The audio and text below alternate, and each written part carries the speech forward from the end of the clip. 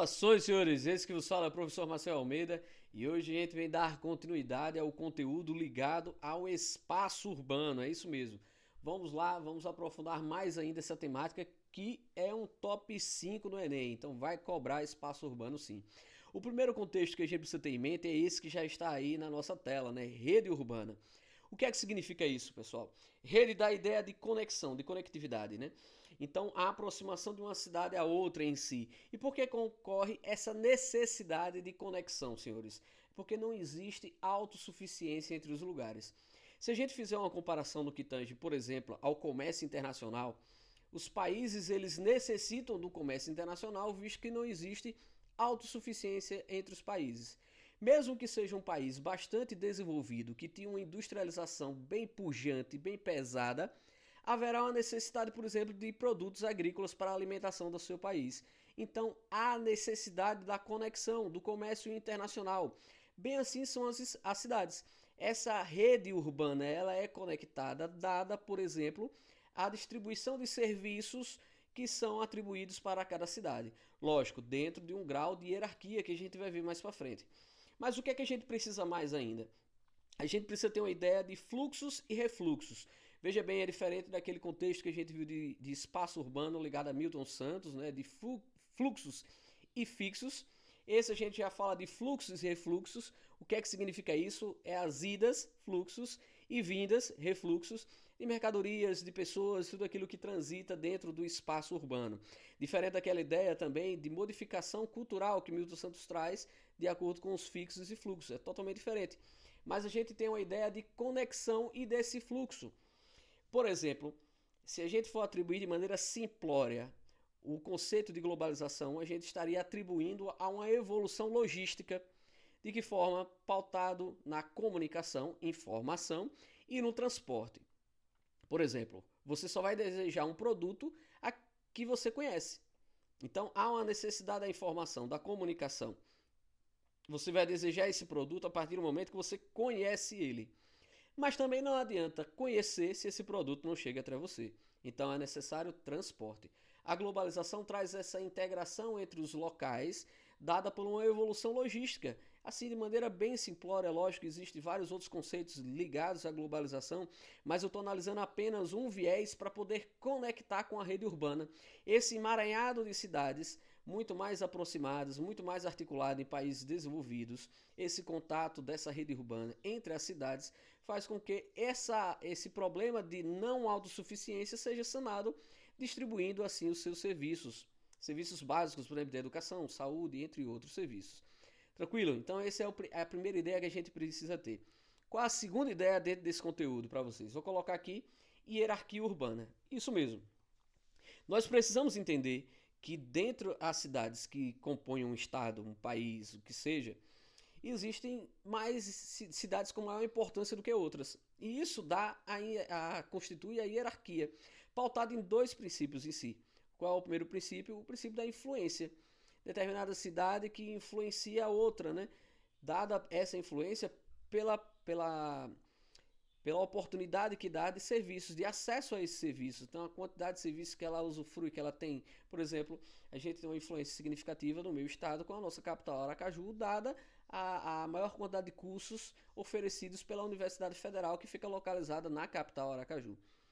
Mas também a gente pode analisar no que tange a polarização. Então, a, a quantidade de serviços que é polarizada dentro da cidade e por isso ela exerce essa influência. Então, por exemplo, determinados mercados, determinados serviços ligados à saúde, está sempre inserida na principal cidade e aí faz com que todas as outras sofram com esse processo de polarização, tudo ligada à principal cidade.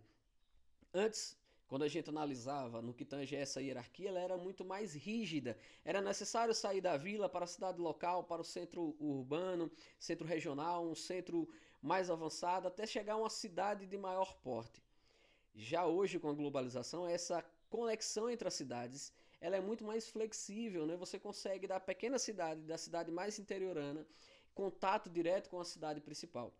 Então, essa é uma evolução trazida também pela globalização que a gente já viu. O que é que a gente precisa conectar mais, senhores? Esse terceiro fato aqui. Vou colocar aqui para vocês. Pronto. Aglomerações urbanas. Aí tem vários conceitos que a gente precisa ter em mente. O primeiro dele é o conceito da conurbação. O que é isso, senhores? É o crescimento da malha urbana de duas cidades, chegando a um ponto que você não consiga perceber os limites territoriais do município. Então, de tal forma que essas duas cidades se conectam pela sua malha urbana e você não consegue perceber quando uma começa e quando a outra termina. Então, não há essa percepção. Na maioria das vezes, nas cidades de pequeno porte ou de médio porte, a gente consegue perceber, sair de uma determinada cidade, existe uma parte do campo, da zona rural, até iniciar a malha urbana da outra cidade. Isso aí a gente consegue perceber os limites. Olha lá, finalizou aquela cidade, agora está começando a outra. Já no processo de conurbação, não. Há a conexão da malha urbana das cidades. A gente tem isso, por exemplo, no nosso estado. Né? Quando a gente entra em Socorro, daqui a pouco a gente tá de Nossa Senhora do Socorro, a gente já está na capital Aracaju. E saindo de Aracaju até a Universidade Federal, a gente vai estar indo para São Cristóvão. Então a gente não consegue perceber os limites territoriais, os limites do município em função do processo de conurbação. Também deve-se lembrar que, somado a essa conexão das cidades da malha urbana, a gente também precisa lembrar de uma gestão mais compartilhada dos afazeres. Por exemplo, transporte público. Imagina você que o cara sai de Aracaju e quando vai para a UFES, quando chega ao final do limite de Aracaju, parasse o ônibus e você tivesse que pegar um outro transporte coletivo para chegar até a universidade ou tivesse que ir de pé. É inviável pensar dessa forma. Então precisa se pensar com esse processo de conurbação, um serviço que atenda toda a demanda, uma demanda dessas cidades conurbadas. A partir daí também a gente pode conectar um outro conteúdo que é ligado à região metropolitana, desculpa. Essa região já tem uma conexão de várias outras cidades e não necessariamente elas são conurbadas, mas estão próximas uma da outra. Então a região metropolitana de Aracaju a gente constitui Nossa Senhora do Socorro, São Cristóvão e Barra dos Coqueiros, somada a Aracaju. Você pode olhar a região metropolitana de São Paulo, né, com várias outras cidades que compõem ali e estão bem próximas à cidade principal. Com esse contexto de região metropolitana, quais outros aspectos a gente precisa lembrar relacionada a aglomerações urbanas, senhores? O conteúdo ligado às cidades gêmeas. O que são essas cidades gêmeas? Esse processo de conurbação ocorre, mas agora de bandeiras diferentes, então de nacionalidades diferentes. Então, por exemplo, você pega Ribeira, Uruguai, Santana do Livramento, Brasil. Então são cidades que são conurbadas, mas possuem bandeiras, nacionalidades diferentes, uma é Uruguai e outra Brasil.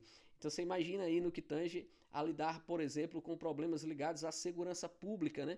Então é necessário um debate, um gerenciamento de uma gestão pública compartilhada para resolver essa demanda de problemas ligados a um fator apenas que eu estou analisando, que é a segurança pública. O que é que a gente tem mais ainda? A característica da metrópole. Se eu fosse quantificar, a partir do momento que uma cidade possui 1 milhão de habitantes, eu poderia estar classificando como metrópole. Mas a gente precisa ter uma ideia mais qualitativa também. É essa que demanda a maior quantidade de serviços, que atrai a maior quantidade de pessoas. Então, o fluxo de migração para essa localidade em busca de uma melhor qualidade de vida é muito mais percebido. E dentro do Brasil, e não apenas no nosso Brasil, em outras localidades também, a gente já vê um processo de involução urbana. O que é que significa isso? A desmetropolização. Então existem cidades que já atingiram um grau de crescimento significativo, que, por exemplo, não tem essa grande quantidade de espaços para poder abarcar uma fábrica, uma indústria. Então as indústrias acabam sendo locomovidas para um outro local, numa análise de fatores locacionais, dada, por exemplo, o valor do terreno, ou então o espaço para ser implantada aquela indústria. E acaba se ligando, na verdade, a cidades com características mais médias, né, de médias cidades ou de pequeno porte. Então a gente já sai com um processo não mais de crescimento da metrópole, mas de involução urbana. Outro contexto que a gente precisa lembrar ligado a esse ponto são as megacidades. Então, mais uma vez, de maneira quantitativa, nós teríamos, por exemplo, uma cidade que atinge o grau de 10 milhões de habitantes, mais de 10 milhões de habitantes. Durante alguns tempos atrás, essas cidades eram características de países desenvolvidos, mas hoje a gente tem um crescimento muito maior de megacidades em países subdesenvolvidos e somado a esse crescimento acelerado, a falta do crescimento urbano, da infraestrutura adequada para a acomodação dessas pessoas, acaba gerando, junto a ele, inúmeros problemas sociais urbanos, dos quais nós iremos discutir em outra aula. certo? E para finalizar, a megalópole seria a conurbação de metrópoles. A gente tem aí como grande exemplo a Boston. Então eu tenho Boston e Washington, Chicago e São Petersburgo.